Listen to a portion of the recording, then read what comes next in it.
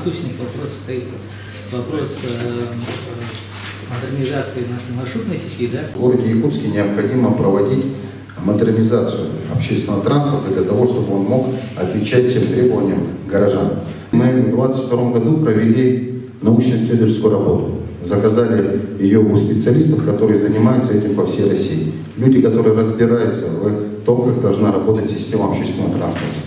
Значит, в результате научно-исследовательской работы были определены все транспортные корреспонденции, то есть как люди передвигаются по городу, где пересаживаются, куда чаще всего ездят. Эти измерения делались на протяжении целого года. Все 4 сезона охватывали. Исходя из этого были даны рекомендации, как необходимо выстроить систему общественного транспорта в городе, чтобы она была удобной для горожан. Исходя из этой работы мы поняли, что нам необходимо проводить реформу транспортную в 3 этапа. Значит, первым этапом необходимо было срочно запустить программу обновления автобусов. Максимально быстро покупать автобусы большой вместимости. И мы эту задачу проводим с 2022 года. На территории города появилось 124 новых автобуса, они красного цвета. В таком количестве автобусов никогда еще не закупались в истории города. Для справки, в Ебаке мы полностью обновили автобусный парк. Была дана рекомендация о запуске в городе Якутске магистральных маршрутов. Например, поэтому появился маршрут номер 100. Также была дана рекомендация, чтобы в городе обеспечить бесперебойность работы, необходимо укрупнять перевозчиков. Не должно быть в городе 100-500 перевозчиков. Каждый себе хозяин, каждый знает, когда он выходит, каждый не выходит. У нас же как было в городе? 18 ООшек, и у каждой ООшки еще по 20 ИПЖ. И каждый себе хозяин, когда выходит, когда не выходит, сам определяет. Вот до такого доходило. Поэтому было принято решение укрупнить лоты. Что есть в городе рентабельные маршруты, есть средние маршруты, и есть маршруты, которые вообще не рентабельны, у которых проблема с подвижным составом, с водителями. Было принято решение, что будет укрупнение лотов, и в один лот мы будем включать обязательно рентабельный маршрут, средний и маршрут, который необходимо субсидировать. И обязательное условие, чтобы были обновления техники. Исходя из этого мы сформировали 5 лотов для частников. Это объединенные маршруты. Например, маршрут номер 2 объединен с маршрутом номер 7 и номер 14. Маршруты 16, 17, 18 объединены. И в таком порядке у нас 5 лотов для частников. Мы их отыграли, на них зашли частные перевозчики, и благодаря этому они могут из маршрутов, которые более рентабельные, субсидировать и поддерживать маршруты, которые менее рентабельные. И это дало нам исполнение графиков более 95% сейчас в наших существующих условиях. И вот если посмотреть конкретную пользовательскую историю жителей, например, на Хатынь-Уляхе, сегодня в час пик 12 маршрут каждые 11 минут выезжает. Каждые 11 минут. До этого, представляете, 25-й маршрут было такое, что в день могли не выйти вообще. Или ездили раз в 1,5 часа. Это, конечно, была большая проблема. Сегодня мы видим также по изменениям маршрутов, а изменились не все маршруты, поменялись только 8 маршрутов. Есть маршруты, которые вообще не поменялись. Также мы ввели новые маршруты. У нас ЕПАК возвращает уверенно на городские перевозки. У нас сегодня ЕПАК ездит на первом маршруте, ездит на маршруте номер 100, и сейчас ездим 11 маршрут, это обеспечивает транспортную связанность по южному направлению. Благодаря этим изменениям мы видим, что средний график исполнения частников уже 95%, ЕПАК практически к 100%. И есть изменения по каждому маршруту. Я смотрю, отслеживаю каждый маршрут, и мы видим внимательно каждый отзыв, который там оставляют либо в ЕДТС, вот сейчас запустили диспетчерскую, либо в социальных сетях, там, в телеграм-каналах. По каждому маршруту мы анализируем и смотрим изменения. Есть проблемы. Проблема по переполненности на 5-м маршруте, проблема возникает на 7-м маршруте, если происходит сход, а в целом по остальным маршрутам мы видим положительную динамику. Люди начинают привыкать к маршрутам, конечно, сложно сразу, но привыкают, и поэтому видим, что изменения появляются в лучшую сторону.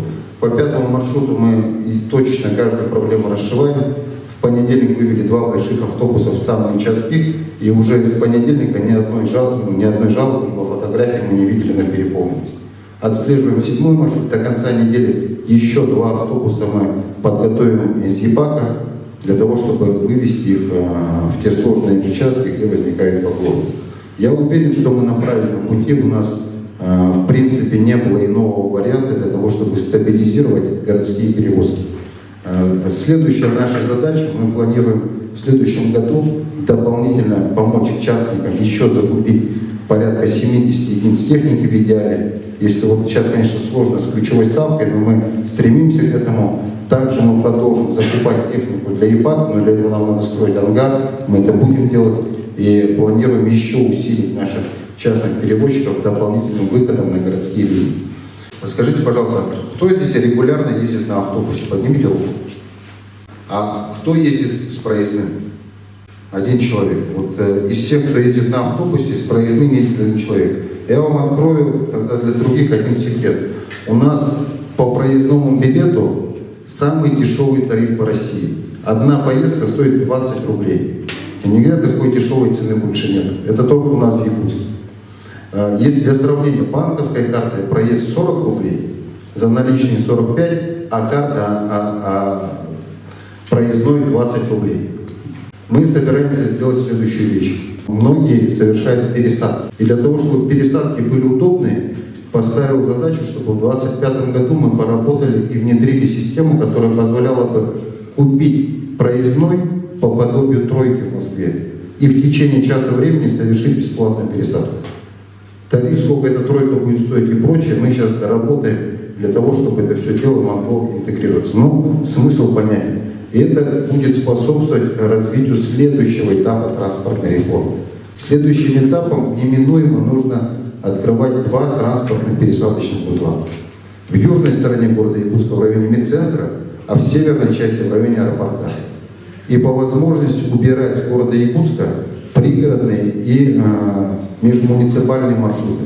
Центральная часть города, узкие дороги, переполнены, пробки, и это надо сокращать. У нас ежедневно порядка 50 автобусов заезжает из пригорода, межгорода, в центр города и выезжают. Они стоят в пробках, ну и так дальше. Там эффективность, если рассматривать, она и экономически неоправданна, и для людей долго, и загружает дороги. Тогда мы получим совсем иной эффект от транспортной связанности города, обеспечения разгрузки города. Ну и, значит, для всех, кто пользуется пригородными автобусами, мы сделаем тариф ниже, почти в 2 раза дешевле. У меня вопрос такого плана. Ну, наука, конечно, хорошо, понятно, должны были на какие-то выводы опираться, меняя, проводя реформу транспортной сети. Насколько все-таки вы считаете эти научные данные адекватны нашей ситуации? Мы любим повторять, что наш город уникален, климатический, географический. Насколько эти научные данные, на ваш взгляд, соответствуют той ситуации, которая, не привели они к тому коллапсу, который сейчас периодически возникает? И второе, опять же, в преддверии долгой якутской зимы мы все любим поворчать, да?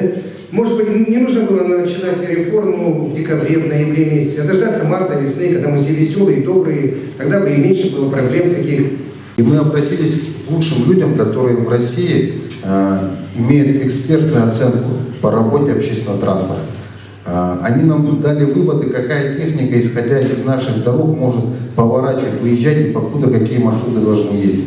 К слову, если посмотреть, вот много,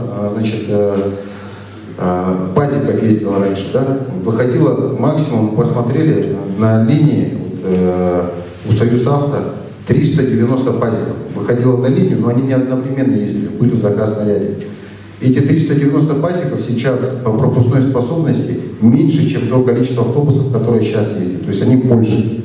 Соответственно, приехал один автобус, он забрал 3 пазика.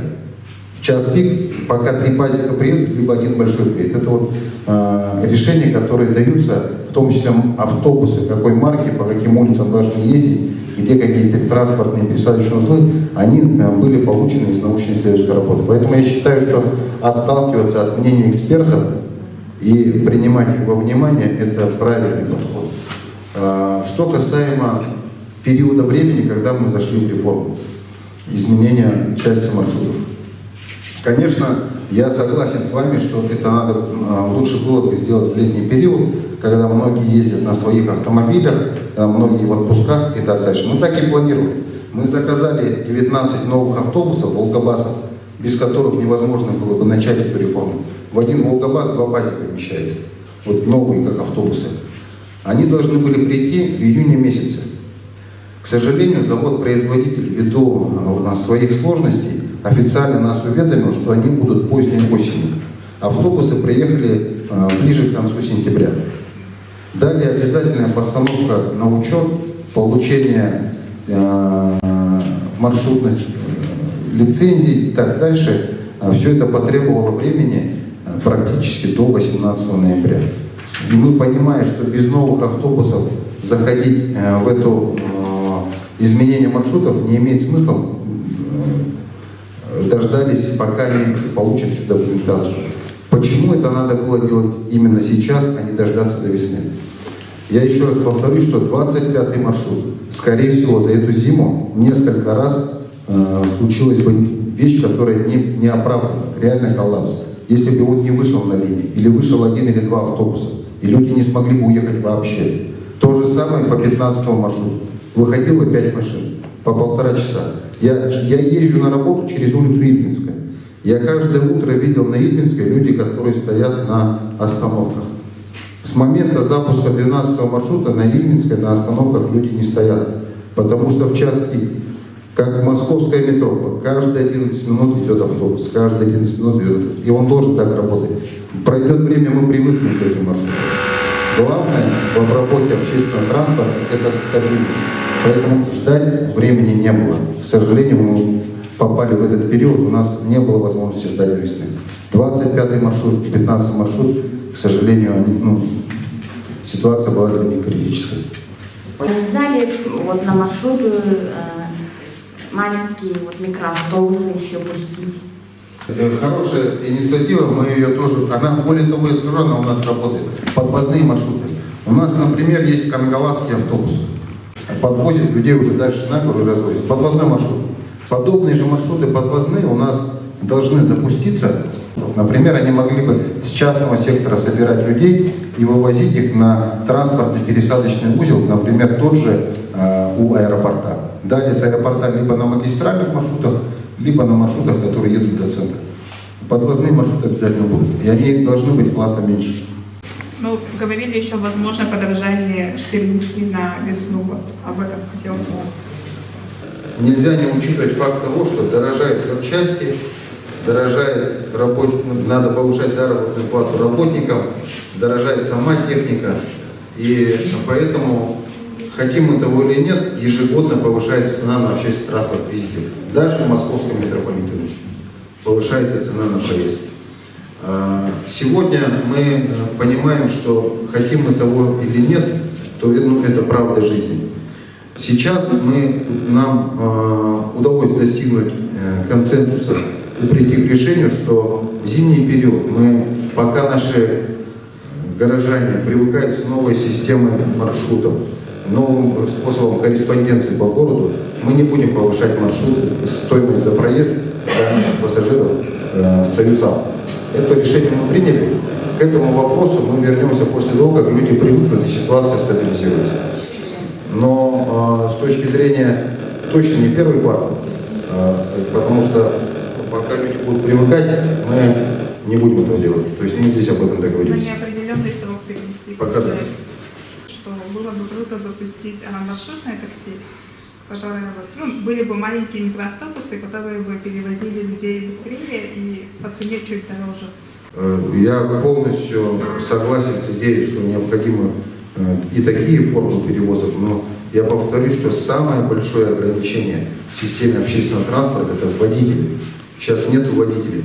И пока мы не обеспечили водителями наши большие автобусы с большой пропускной способностью, было бы неправильно отправлять водителей на маленькие автобусы, которые перевозят в разы меньше людей. Сегодня, я повторюсь, проблема обеспеченности личного состава у всех перевозчиков по всей стране. По всей стране. Можете в Москве посмотреть, в Сочи, в Краснодаре посмотреть. На Дальнем Востоке во всех городах стоит эта проблема. Острая нехватка водительского состава. В следующем году мы обязательно проведем дополнительную индексацию по заработной плате водителей в ЕПАКе, чтобы она стала еще более конкурентоспособной. У нас уже в ЕПАКе предоставляются общежития. С 2025 года мы начнем предоставлять в ЕПАКе жилье для водителей семейных, кто из другого региона, либо района, либо не имеет жилья здесь в городе. На эти цели готовим порядка 20 жилых помещений. Мы запустим программу, которая будет работать над поднятием вообще престижа водителя и для всех, для частников, и для ЕПАКа. С точки зрения, вот я поставил задачу посмотреть, если нельзя по закону внеочередное обеспечить поступление ребенка в садик, то давайте просубсидируем поступление ребенка в частный садик. Давайте посмотрим над тем, чтобы у нас у водителей были соревнования, и по результатам этих соревнований мы лучших водителей поощряли за счет бюджета города Якутска санаторно-курортным лечением, материальным поощрением, что мы уже делаем, но еще большим охватом. То есть мы должны понимать, что водитель автобуса – это своего рода очень важный человек в жизни города Якутска, вообще любого города. Будем работать, и выступил с федеральной инициативой, которая сейчас должна найти отражение в работе наших коллег федеральных. Меня поддержали по линии Ассоциации городов Дальнего Востока и Сибири больше 10 мэров. Значит, тема какая? Я выступил с инициативой, чтобы включить в перечень получателей льготной дальневосточной ипотеки водителей общественного транспорта, наземного общественного транспорта, для того, чтобы у людей была возможность получить льготную дальневосточную ипотеку, что, конечно же, являлось очень большим подспорьем для выбора профессии водителя общественного транспорта.